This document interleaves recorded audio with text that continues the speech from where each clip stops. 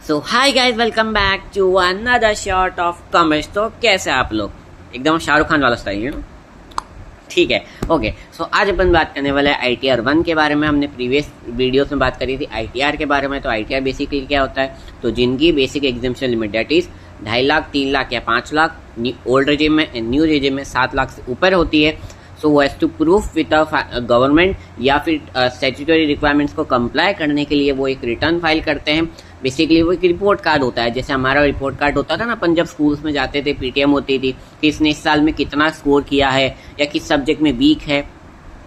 वैसे यहाँ पर होता है कि इस साल इसने कितना कमाया, कि उसके ऊपर कितना टैक्स बनता है एंड उसके ऊपर किसने इतना टैक्स पे किया या क्या क्या इन्वेस्टमेंट करी है। तो that is basically report card of the resident individual. वैसे ही यहाँ पर होता है, ठीक है। सो बेसिक रिपोर्ट कार्ड फाइल करते हैं हम विद द गवर्नमेंट, ताकि स्टैट्यूटरी कंप्लाइंस भी फुलफिल हो जाए। एंड इन केस अगर आपने टैक्स ओवर पे किया है तो आप उसका रिफंड या क्लेम कर सकते हो। एंड इन केस ऑल्सो अगर आपको लोन चाहिए होता है, तो पहले नहीं होता था लेकिन आज अगर आपको लोन चाहिए तो प्रीवियस 3 ईयर्स का आपसे ITR मांगा जाता है कि आप फाइनेंशियल स्टेबल हो या नहीं हो लोन रीपे करने के लिए। तो that is basically ITR।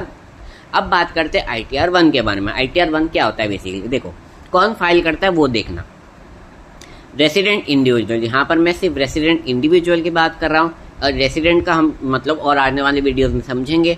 Resident individual, ठीक है, NRI यानी जो इंडिया से बाहर रहते हैं, या RONR, इसकी भी अपन बात करेंगे बाद में। तो वो लोग ये फाइल नहीं कर सकते। जो रेसिडेंट इंडिविजुअल है, जो इंडिया के अंदर 182 डेज और मोर अगर रहते हैं, तो वही लोग ये फाइल कर सकते हैं। रेसिडेंट इंडिविजुअल मैंने बात करी, कंपनी के बारे में बात नहीं करी है।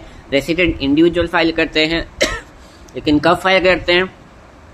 जिनकी इनकम, सुनना ध्यान से, जो सैलराइड इंडिविजुअल हो, हाउस प्रॉपर्टी हो, लेकिन सिर्फ एक हाउस प्रॉपर्टी होनी चाहिए, 2 घर नहीं चलेंगे, सिर्फ एक घर होना चाहिए।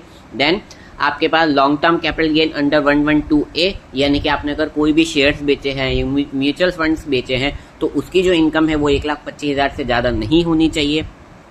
4th, फैमिली पेंशन अगर आपके पास है। 5th, अगर आपके पास कोई भी इंटरेस्ट इनकम है I4 में, जैसे आप बैंक में डिपॉजिट करते हो उससे आपने ले लिया, सेविंग डिपॉजिट किया उससे आपने इंटरेस्ट लिया, तो यही लोग सिर्फ ITR फाइल कर सकते हैं। एंड जिसकी एग्रीकल्चर इनकम 5,000 से ज्यादा नहीं है, सिर्फ वही लोग ये ITR 1 फाइल कर पाएंगे। कौन कौन? सैलरीड इंडिविजुअल, हाउस प्रॉपर्टी सिर्फ एक, long term capital gain shares वाला सिर्फ 1,25,000 तक होना चाहिए, एग्रीकल्चर इनकम 5,000, और I4 में अगर आपकी कोई इंटरेस्ट इनकम है तो वही लोग ये फाइल कर सकते हैं। इसको सहज भी बोलते हैं क्योंकि एकदम सिंपल एंड स्वीट होता है, एकदम मेरी तरह, ठीक है। तो तब तक के लिए टाटा स्टडी है भी है।